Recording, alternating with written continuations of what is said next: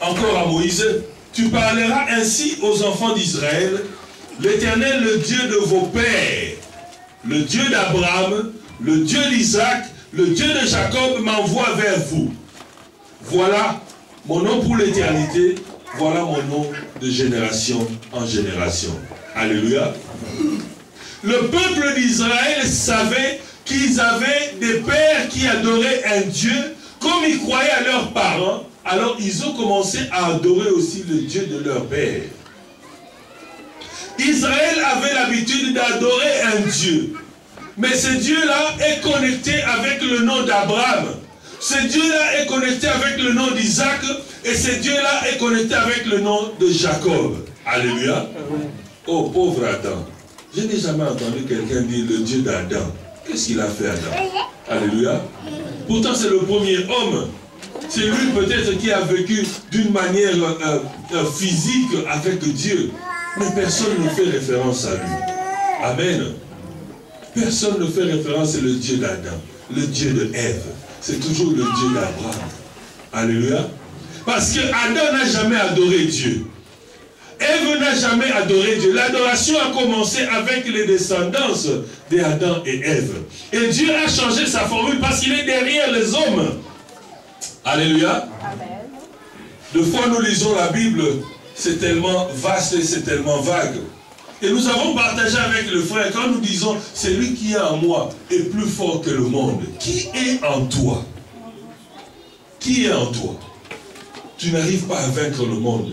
Tu n'arrives même pas à augmenter le niveau. Qui est en toi alors? Alléluia. Mais s'il y a quelqu'un en toi et qu'il est Dieu, c'est que tu es dangereux. Parce que tu es un endroit où l'éternité et l'humanité se rencontrent. C'est dangereux. Alléluia. Abraham était une sorte de personne qui pouvait adorer Dieu. Et la nouvelle dans la génération des enfants d'Israël s'est répandue que nous avons un Dieu que nos pères adoraient dans la montagne. Donc tout Israël en Égypte connaissait qu'il y avait un Dieu qu'on adorait. Mais il connaissait que la paternité de ce Dieu reposait sur Abraham. Alléluia. Alors Dieu dit à Moïse, il va leur dire que l'Éternel est le Dieu de vos pères. Ah, ça ne suffit pas. Parce qu'on a beaucoup de papas. Alléluia. On a le papa Kouloutou, le papa Leki, le papa Tata Moissi, le papa Tata Maman. Il y a tellement de papas. Mais le peuple savait le père, donc il doit toujours rattacher avec Abraham. Alors il a ajouté le Dieu d'Abraham, le Dieu d'Isaac, le Dieu de Jacob. Parce qu'il savait que le Dieu d'Abraham, d'Isaac et de Jacob, c'est l'unique Dieu qui est vivant. Alléluia. Donc s'il avait dit le Dieu de vos pères, il amène ça en Égypte, le peuple d'Israël pouvait croire que c'était aussi un autre Dieu statue. Mais il a insisté pour dire, non, non, non, celui-là, c'est le Dieu vivant. Amen. Alors, le Dieu a appelé à Moïse, il a dit, vous ferez cela pour m'adorer et pour me rendre un culte. Lorsque tu dis le Dieu d'Abraham, alors tu sais c'est un Dieu vers qui nous rendons un culte. Donc le peuple, en entendant le mot Abraham, Isaac et Jacob, avait de preuves que ce nom-là, désormais nous devons l'adorer. Alléluia. Deuxièmement, pour le faire connaître à toutes les nations. Exode 3 encore, verset 5, verset 15, la dernière partie. Voici mon nom pour l'éternité, voilà mon nom de génération en génération. C'est le Seigneur, l'Éternel Dieu, qui parle à Moïse pour dire aux enfants d'Israël. Ici, le nom de Jésus n'est pas encore mentionné. Nous sommes encore à l'Ancien Testament. Il dit de génération en génération.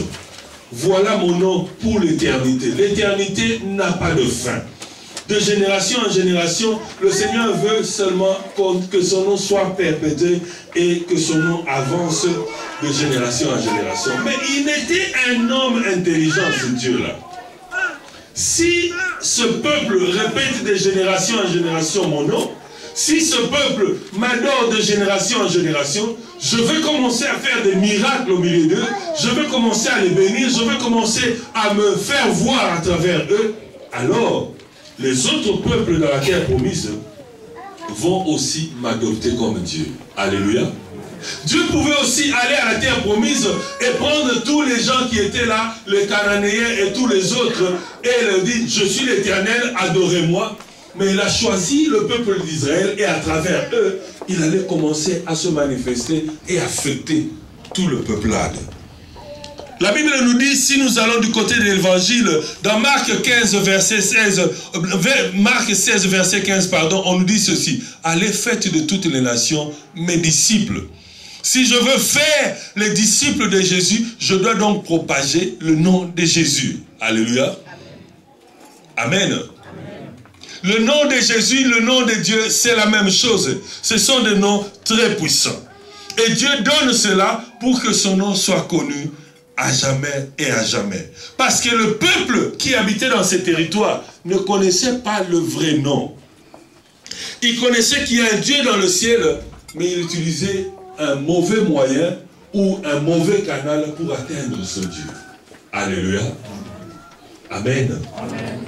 Regardez un peu dans l'histoire, quand nous avons étudié l'histoire à l'école secondaire, il y avait l'histoire des Indiens, les Indiens de l'Inde. Il y a un de leurs dieux qui est représenté par la vache. Alléluia.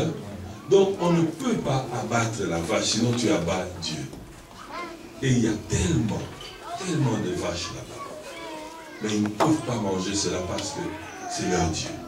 Alléluia. Mais cela veut seulement dire que le peuple en Inde a une soif de connaître Dieu. Mais personne ne les a montré quel est le vrai Dieu. Alors ils se sont rabattus à la vache. Mais Dieu voulait que les enfants d'Israël commencent petit à petit à montrer aux autres peuples, voici le vrai Dieu et voici le chemin qui amène vers l'éternité. Alléluia. Troisièmement, le Seigneur a révélé son nom, l'Éternel a révélé son nom pour bénir. Il savait que lorsqu'un homme arrive à la fin, il doit laisser pas seulement le testament, mais aussi la bénédiction sur les enfants. Et la bénédiction sur les enfants, nous ne pouvons le faire que d'une manière spirituelle avec nos paroles, et cela avec le nom de Dieu. Nombre 6, verset 22.